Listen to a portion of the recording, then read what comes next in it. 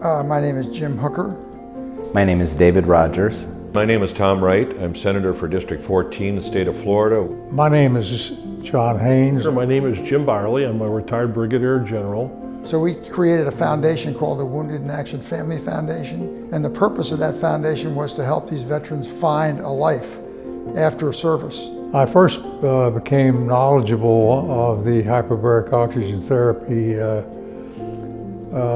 in approximately 2010. Probably around 10 or 11 years ago, I became aware of hyperbaric oxygen treatments. So my wife and I got involved with folks that did that type of work and provided the financial wherewithal to support some of our veterans that needed that care. I belong to an organization in Indiana called the Military Veterans Coalition of Indiana. We're a group of groups who advocate for those serving, those who have served, and their families.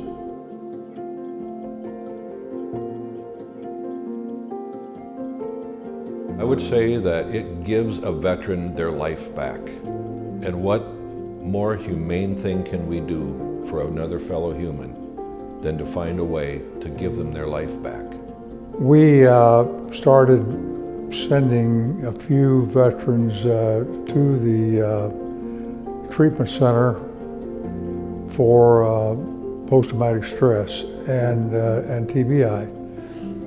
And I observed that the success rate for these veterans was extremely high. I myself had been diagnosed with post-traumatic stress many years earlier. After seeing the success rate of the hyperbaric with the veterans that we sent for this treatment, I decided to try it myself. I would explain hyperbaric oxygen therapy very, very simply as getting so much more oxygen into your blood plasma by pressurizing the oxygen molecule and squishing it down smaller so it can pass through your lungs and into your bloodstream.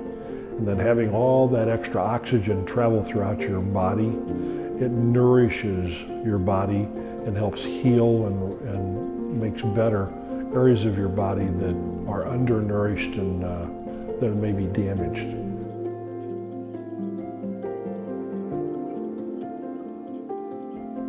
It's a sad thing, but I can tell you exactly what the problem is and why people are not being exposed to hyperbaric oxygen treatment, and it's big pharma.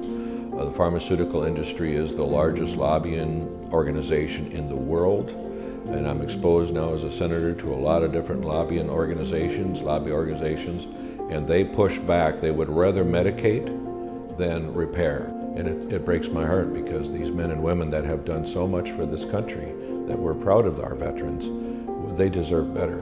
And that is our stumbling block, and I have experienced it firsthand. And they spend millions and millions of dollars, I personally believe, in this area because they want to make and sell drugs. They don't want to have people get better, if you will, when they're not in the profit stream. Well, everything we do to treat TBI and PTSD for veterans is unapproved therapy. So every single drug, all the counseling, none of it has been approved by the Food and Drug Administration. That remains true for active duty and remains true for all veterans. And so an oxygen therapy is a proven safe therapy.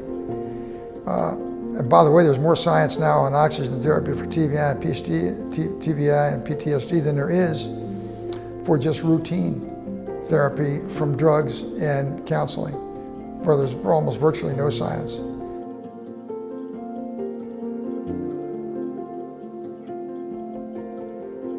Well, I suffered in darkness for about nearly 20 years. I lost my family. I lost everything. What I would say is my energy now is focused on keeping other veterans from having to live even one day in the nightmare that I lived in for 20 years. because there have been so many people that I've met who've gotten significantly better from that is why it's worth it. You know, the most compelling thing that happens to somebody when they have an injury and they think they can't recover from it, and they do, is they get this thing called hope back.